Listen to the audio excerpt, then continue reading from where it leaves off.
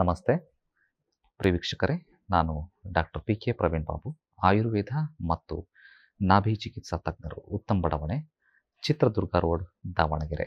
ನಮ್ಮ ಸಂಪೂರ್ಣ ವಿಳಾಸ ಇದೇ ವಿಡಿಯೋನ ಡಿಸ್ಕ್ರಿಪ್ಷನ್ ಬಾಕ್ಸಲ್ಲಿ ಲಭ್ಯ. ಅವಶ್ಯಕತೆ ಇದ್ದಂಥವರು ಗಮನಿಸಿ. ಇವತ್ತಿನ ವಿಷಯ, ಭಾಳಷ್ಟು ಜನರು ಕಾಮೆಂಟ್ಸಲ್ಲಿ ಕೇಳ್ತಾರೆ, ಹ್ಯಾಪಿ ಹಾರ್ಮೋನ್ ಅಂದರೆ ಏನು? ಹ್ಯಾಪಿ ಹಾರ್ಮೋನು ಯಾವ ಮೆಡಿಕಲ್ ಶಾಪಲ್ಲಿ ಸಿಗ್ತದೆ, ಯಾವ ಮಾತ್ರೆಯಲ್ಲಿ ಸಿಗ್ತದೆ, ಅಥವಾ ಯಾವ ಆಹಾರದಲ್ಲಿ ಸಿಗ್ತದೆ? ಹ್ಯಾಪಿನೆಸ್, ಸಂತೋಷ ಅನ್ನೋದಿದಲ್ಲ, ಅದು ಎಲ್ಲೂ ಸಿಗಲ್ಲ.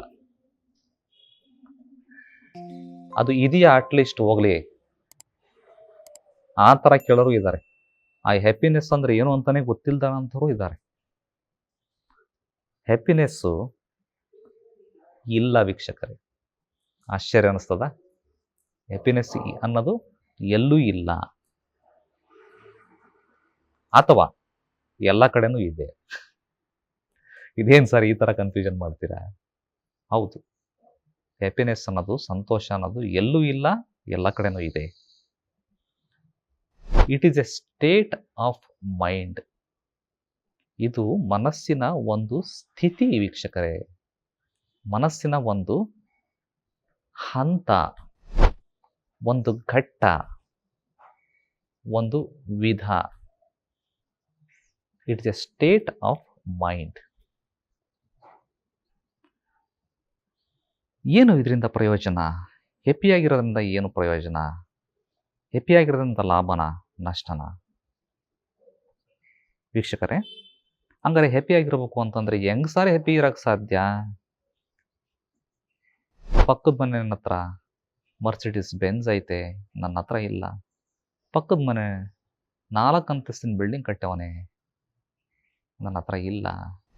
ಅವನು ಅಂಥ ಕೋಟ್ ಹಾಕ್ತಾನೆ, ಬೂಟ್ ಹಾಕ್ತಾನೆ, ಸೂಟ್ ಹಾಕ್ತಾನೆ, ನನ್ನ ಹತ್ರ ಇಲ್ಲ. ಅವನು ಫಾರಿನ್ ಟ್ರಿಪ್ ಹೋಗಿ ಬಂದ, ನನ್ನ ಹತ್ರ ಇಲ್ಲ.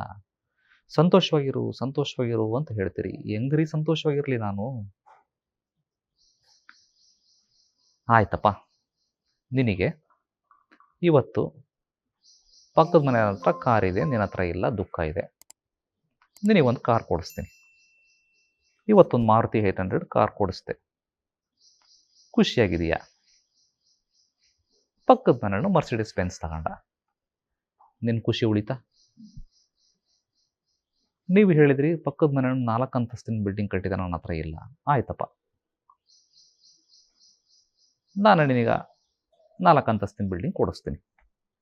ಪಕ್ಕದ ಮನೆಯೂ 6 ಅಂತಸ್ತಿನ ಬಿಲ್ಡಿಂಗ್ ತಗೊಂಡ, ನಿನ್ನ ಸಂತೋಷ ಉಳಿತಾ? So these are all materialistic. ವಸ್ತುಗಳಲ್ಲಿ ಬಾಹ್ಯವಾಗಿ ಹುಡುಕಂತ ಹೋದರೆ ಸಂತೋಷ ಕ್ಷಣಿಕ. ಅದಕ್ಕೋಸ್ಕರನೇ ಕವಿಗಳು ಹೇಳ್ತಾರೆ ಸಂತೋಷ ಕ್ಷಣಿಕ ಅಂತಂದು. ಆಧ್ಯಾತ್ಮಿಗಳು ಹೇಳ್ತಾರೆ ಸಂತೋಷ ಕ್ಷಣಿಕ ಅಲ್ಲ, ನಿತ್ಯ ನಿರಂತರ. ಒಂದೇ ವರ್ಡು ಕವಿಗಳಿಗೆ ಬೇರೆ ರೀತಿ ಕಾಣ್ತದೆ, ಆಧ್ಯಾತ್ಮಿಗಳಿಗೆ ಬೇರೆ ರೀತಿ ಕಾಣ್ತದೆ. ಕವಿಯೊಬ್ಬ ಹೇಳಿದನು, ಮಣ್ಣೆಲ್ಲ ಹೊನ್ನು ಹೊನ್ನು ಹೊನ್ನು. ವೇದಾಂತಿ ಹೇಳಿದನು, ಹೊನ್ನೆಲ್ಲ ಮಣ್ಣು ಮಣ್ಣು ಮಣ್ಣು. ಅಲ್ಲಿರೋಂಥದ್ದು ಹೊನ್ನು, ಅಲ್ಲಿರೋಂಥದ್ದು ಮಣ್ಣು, ಆದರೆ ಒಬ್ಬೊಬ್ಬರ ದೃಷ್ಟಿಕೋನದಲ್ಲಿ ಒಂದೊಂದು ಥರ ಕಾಣ್ತದೆ. ಯಾವುದು ಸರಿ, ಯಾವುದು ತಪ್ಪು? ವಿಷಯಕ್ಕೆ ಬರೋಣ. ನಾವು ಪ್ರಾಕ್ಟಿಕಲ್ಲಾಗೆ ನಮ್ಮ ಚಿಕಿತ್ಸಾಲಯಗಳಲ್ಲಿ ನಾವು ಮಾಡಿ ನೋಡಿರೋಂಥದ್ದು, ಒಂದು 10 ಜನಕ್ಕೆ ಒಂದು ಗ್ರೂಪ್ ಮಾಡಿದ್ವಿ, ಇನ್ನೊಂದು 10 ಜನದ ಇನ್ನೊಂದು ಗ್ರೂಪನ್ನು ಮಾಡಿದ್ವಿ. ಈ 10 ಜನಕ್ಕೆ ಅವರು ಕೇಳಿದ್ದನ್ನೆಲ್ಲದನ್ನೂ ಕೊಡೋದು, ಸಂತೋಷವಾಗಿಡೋದು. ಸಂತೋಷವಾಗಿದ್ದೀರಾ? ನಿಮಗೇನು ಫುಡ್ ಬೇಕು? ಇವತ್ತು ಮೆಣಸಿನ್ಕಾಯಿ ಬೋಂಡ ಬೇಕಾ, ಗುಲಾಬ್ ಜಾಮೂನ್ ಬೇಕಾ, ರಸಗುಲ್ಲ ಬೇಕಾ? ತಗೊಳ್ಳಿ ತಗೊಳ್ಳಿ ತಗೊಳ್ಳಿ, ಕೊಡಿ. ಇನ್ನು 3 ಜನಕ್ಕೆ, ಇನ್ನು 10 ಜನದ ಗ್ರೂಪಿಗೆ ಅವರಿಗೆ ಭೌತಿಕವಾಗಿ ಏನು ಕೊಡಲಿಲ್ಲ. ನೀವು ಗುಲಾಬ್ ಜಾಮೂನ್ ತಿನ್ಬೇಕು ಅಂತ ಆಸೆ ಇದೆಯಾ, ರಸಗುಲ್ಲ ತಿನ್ಬೇಕು ಅಂತ ಆಸೆ ಇದೆಯಾ, ಬೋಂಡ ತಿನ್ಬೇಕು ಅಂತ ಆಸೆ ಇದೆಯಾ? ಮನಸ್ಸಿನಲ್ಲೇ ಅನ್ಕೊಳ್ಳಿ, ನಾನು ತಿಂದಿದ್ದೀನಿ, ಖುಷಿಯಾಗಿದ್ದೀನಿ, ಸಂತೋಷವಾಗಿದ್ದೀನಿ, ತೃಪ್ತವಾಗಿದ್ದೀನಿ ಅಂತಂದು ನೀವು ಮನಸ್ಸಿನಲ್ಲೇ ಅನ್ಕೊಳ್ರಿ. ಅಂದರೆ ಸುಮ್ಮನೆ ಅನ್ಕೊಂಬಿಟ್ರೆ ಆಗಲ್ಲ, ನೋಡ್ಕೊಂಡು ಹೊಟ್ಟೆ ಉರ್ಸ್ಕೊಂತ ನಿಜವಾಗ್ಲೂ ಅನ್ಕೋಬೇಕು. ಇವರು ನಿಜವಾಗ್ಲೂ ತಿಂದರೆ, ಇವ್ರೂ ಖುಷಿಯಾಗಿದ್ದಾರೆ, ಇವ್ರೂ ಖುಷಿಯಾಗಿದ್ದಾರೆ. ಕೊನೆಗೆ ಎಪಿ ಹಾರ್ಮೋನ್ಗಳ ಒಂದು ಟೆಸ್ಟ್ ಮಾಡಲಾಗಿ ಅಥವಾ ಮನಸ್ಸಿನ ಸ್ಟ್ರೆಸ್ ಲೆವೆಲನ್ನು ಟೆಸ್ಟ್ ಮಾಡಲಾಗಿ ಎರಡೂ ಗುಂಪಿನಲ್ಲಿ, ಅಥವಾ ಎರಡೂ ಗುಂಪಿನ ಬಿ ಪಿಗಳನ್ನು ಚೆಕ್ ಮಾಡಲಾಗಿ, ಎರಡೂ ಗುಂಪಿನ ಶುಗರ್ಗಳನ್ನು ಚೆಕ್ ಮಾಡಲಾಗಿ. ನಿಮಗೆ ಗೊತ್ತಿದೆಯಾ, ಸ್ಟ್ರೆಸ್ಸು ಸ್ಟ್ರೈನು ಕೂಡ ಬಿ ಪಿಯನ್ನು ಜಾಸ್ತಿ ಮಾಡ್ತದೆ. ಮಾನಸಿಕ ಅಸ್ವಸ್ಥನೂ ಕೂಡ ಬಿ ಪಿ ಜಾಸ್ತಿ ಮಾಡ್ತದೆ. ಮಾನಸಿಕ ಖಿನ್ನತೆಯೂ ಕೂಡ ಶುಗರನ್ನು ಜಾಸ್ತಿ ಮಾಡ್ತದೆ. ಎರಡೂ ಗುಂಪಲ್ಲಿ ಚೆಕ್ ಮಾಡಲಾಗಿ ಇವರು ನಿಜವಾಗ್ಲೂ ತಿಂದರೆ, ಇವರು ನಿಜವಾಗ್ಲೂ ತಿಂದಿಲ್ಲ, ತಿಂದಂತೆ ಅಂದ್ಕೊಂಡಾರೆ. ಇಬ್ಬರಲ್ಲೂ ಒಂದೇ ಸಮ. ಇಷ್ಟರಲ್ಲೇ ಅರ್ಥ ಆಗ್ತದಾ? ನಿಮಗೆ ಬಿಲ್ಡಿಂಗ್ ಇದ್ದು ಮಾತ್ರಕ್ಕೆ ಭೌತಿಕವಾಗಿ ಸುಖ ಇದೆ ಅಂತ ಅಲ್ಲ, ಕಾರ್ ಇದ್ದು ಮಾತ್ರಕ್ಕೆ ಸುಖ ಇದೆ ಅಂತ ಅಲ್ಲ. ಏನು ಇದೆಯೋ ಅದರಲ್ಲಿ ಸಂತುಷ್ಟಕರ ಭಾವ ಇದೆಯಲ್ಲ, ಅದು ನಿಮಗೆ ಸುಖವನ್ನು ಕೊಡ್ತದೆ, ನೆಮ್ಮದಿಯನ್ನು ಕೊಡ್ತದೆ, ಸ್ಯಾಟಿಸ್ಫ್ಯಾಕ್ಟರಿ ಒಂದು ಭಾವವನ್ನು ನಿಮ್ಮ ಮನಸ್ಸಿನಲ್ಲಿ, ದೇಹದಲ್ಲಿ ತುಂಬುತ್ತದೆ. ಇಂಥ ಸ್ಥಿತಿ ಇತ್ತು ಅಂತಂದರೆ ನಿಮಗೆ ಬಿಲ್ಡಿಂಗ್ ಇರಲಿ ಇರದೇ ಇರಲಿ, ಕಾರ್ ಇರಲಿ ಇರದೇ ಇರಲಿ, ಬಂಗಾರ ಇರಲಿ ಇರದೇ ಇರಲಿ, ನಿಮ್ಮಲ್ಲಿ ಅಷ್ಟೈಶ್ವರ್ಯಗಳು ಇರಲಿ ಇರದೇ ಇರಲಿ, ಅವನಿಗಿಂತನೂ ನೀವು ಸಾಹುಕಾರ. ಸಾಹುಕಾರ ಅಂದರೆ ಯಾರು? ಯಾರು ಸಾಕು ಅಂತನೋ ಅವನು ಸಾಹುಕಾರ. ಯಾರು ಬೇಕು ಬೇಕು ಬೇಕು ಬೇಕು ಅಂತನೋ ಅವನು ಬಡವ. ನೀವು ಯಾವಾಗ ತೃಪ್ತಕರವ ಜೀವನವನ್ನು ನಡೆಸ್ತೀರಿ ಆವಾಗ ಮಾತ್ರ ನಿಮಗೆ ಸಂತೋಷ ಸಿಗೋಕ್ಕೆ ಸಾಧ್ಯ, ತೃಪ್ತಿ ಸಿಗೋಕ್ಕೆ ಸಾಧ್ಯ, ನಿತ್ಯ ನಿರಂತರವಾಗಿ ಸಂತೋಷವನ್ನು ಉಳಿಸ್ಕೊಳ್ಳಲಿಕ್ಕೆ ಸಾಧ್ಯ. ಈ ಫಾರ್ಮುಲಾವನ್ನೇ ಅಪ್ಲೈ ಮಾಡ್ಕೊಂಡು ಗುಡ್ಡಗಳಲ್ಲಿ, ಕಾಡುಗಳಲ್ಲಿ, ಗುಹೆಗಳಲ್ಲಿ ಏನು ಇರಲಿ ಏನು ಇಲ್ಲದೆ ಇರಲಿ, ಋಷಿ ಮುನಿಗಳು 100 ಕಾಲ ಸುಖವಾಗಿ ಸಂತೋಷವಾಗಿ ಹ್ಯಾಪಿ ಹಾರ್ಮೋನ್ಗಳು ಉತ್ಪತ್ತಿ ಮಾಡಿಕೊಂಡು ಖುಷಿಯಾಗಿ 100 ಕಾಲ 100 ವರ್ಷ ಬದುಕ್ತಾರೆ.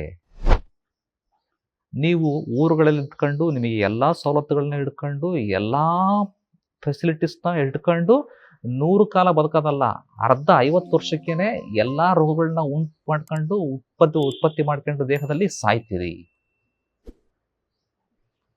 ಹಂಗಾರೆ ಸಂತೋಷ ಇರೋದು ವಸ್ತುಗಳಲ್ಲ, ಮನಸ್ಸಿನಲ್ಲ.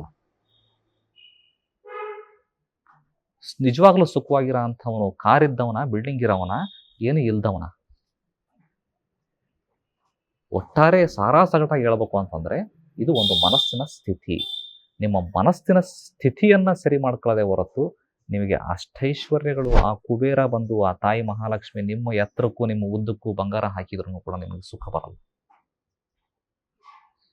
ಆಕೆಯಲ್ಲಿ ನೀವೇನಾದ್ರೂ ಬಿಡೋದಾದರೆ, ತಾಯಿ ಹತ್ರ ಕರುಣಿಸು ಅಂತ ಕೇಳ್ಕೊಳ್ಳೋದಾದರೆ, ನೆಮ್ಮದಿ, ಸುಖ, ಶಾಂತಿ, ಶಾಶ್ವತವಾದಂತಹ ಆನಂದವನ್ನು ಕೊಡುವಂಥದ್ದು ಕೇಳ್ಕೊಳ್ಳಿ.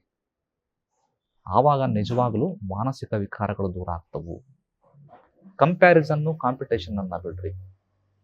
ನಿಮ್ಮದು ಏನಿದೆಯೋ ಅದರಲ್ಲಿ ನೀವು ಸುಖವಾಗಿ ಬದುಕೋದನ್ನು ಕಲ್ತ್ರೆ ಇಷ್ಟೊಂದು ಖಿನ್ನತೆಗಳು, ಇಷ್ಟೊಂದು ಆತ್ಮಹತ್ಯೆಗಳು, ಇಷ್ಟೊಂದು ವ್ಯಭಿಚಾರಗಳು, ಇಷ್ಟೊಂದು ಕ್ರೈಮ್ಗಳು ಎಲ್ಲ ನಡೀತಿರೋದಕ್ಕೆ ಕಾರಣ ಈ ಮಾನಸಿಕ ವಿಕಾರ. ನೀವು ಈ ರೀತಿ ನಾನು ಹೇಳಿದ ರೀತಿಯಲ್ಲಿ ಮನಸ್ಥಿತಿಯನ್ನು ರೂಢಿಸ್ಕೊಂಡ್ರೆ ನಿಮ್ಮ ದೇಹದಲ್ಲಿ ಹ್ಯಾಪಿ ಹಾರ್ಮೋನ್ ತನ್ನಷ್ಟು ತಾನೇ ಉತ್ಪತ್ತಿ ಆಗ್ತವೆ. ಇದು ಎಲ್ಲೂ ಮಾತ್ರೆಯಲ್ಲಿ ಸಿಗಲ್ಲ, ಮೆಡಿಕಲ್ ಸ್ಟೋರಲ್ಲಿ ಸಿಗಲ್ಲ, ಇಂಜೆಕ್ಷನಿಂದ ಸಿಗಲ್ಲ. ಸೆರೋಟನಿನ್, ಡೋಪಮೈನ್ ಅನ್ನೋ ಹಾರ್ಮೋನ್ ಉತ್ಪತ್ತಿ ಆಗ್ತವೆ. ಸಂತೋಷವಾಗಿರ್ತೀರಿ, ಆನಂದವಾಗಿರ್ತೀರಿ, ಖುಷಿಯಾಗಿರ್ತೀರಿ 100 ಕಾಲ. ಹಿಂಗೆ ಈ ರೀತಿ ನಿಮ್ಮ ಮನಸ್ಥಿತಿ ಇದ್ದು ಬಿಡ್ತು ಅಂತಂದರೆ ನೀವು ಪ್ರೋಟೀನ್ ತಗೊಳ್ರಿ ಬಿಡ್ರಿ, ಕಾರ್ಬೋಹೈಡ್ರೇಟ್ಸ್ ತಗೊಳ್ರಿ ಬಿಡ್ರಿ, ಐರನ್ ಮಾತ್ರೆ ತಗೊಳ್ರಿ ಬಿಡ್ರಿ, ಆ ಮಾತ್ರೆ ತಗೊಳ್ರಿ, ಈ ಮಾತ್ರೆ ತಗೊಳ್ರಿ ಅಂತ ಎಲ್ಲ ಹೇಳ್ತಾರಲ್ಲ, ನಾವು ಡಾಕ್ಟ್ರುಗಳು ಹೇಳ್ತೀವಲ್ಲ, ಅವು ಯಾವ ತಗೊಂಡ್ರೆ ನಡೀತದೆ, ಬಿಟ್ಟರೆ ನಡೀತದೆ. ನಿಮ್ಮ ಆರೋಗ್ಯ ಚೆನ್ನಾಗಿರುತ್ತೆ. ಹಿಮಾಲಯ ಪರ್ವತದಲ್ಲಿರುವಂಥ ಋಷಿ ಮುನಿಗಳಿಗೆ ನಿಮಗೆ ಪ್ರೋಟೀನ್ ಮಾತ್ರೆ ಸಿಗ್ತದ, ಅವರಿಗೆ ಐರನ್ ಮಾತ್ರೆ ಸಿಗ್ತದಾ, ಪ್ರೋಟೀನ್ ಕಾರ್ಬೋಹೈಡ್ರೇಟ್ ಸಿಗ್ತದಾ? ಇಷ್ಟಿಷ್ಟೇ ಪ್ರಮಾಣದಲ್ಲಿ ತಿನ್ನಿರಿ ಹಾಗೆ ಹಿಂಗೆ ಅಂತ ನಾವು ಹೇಳ್ತೀವಲ್ಲ, ಅದನ್ನೆಲ್ಲ ಮಾಡ್ತಾರೆ ಅವರು.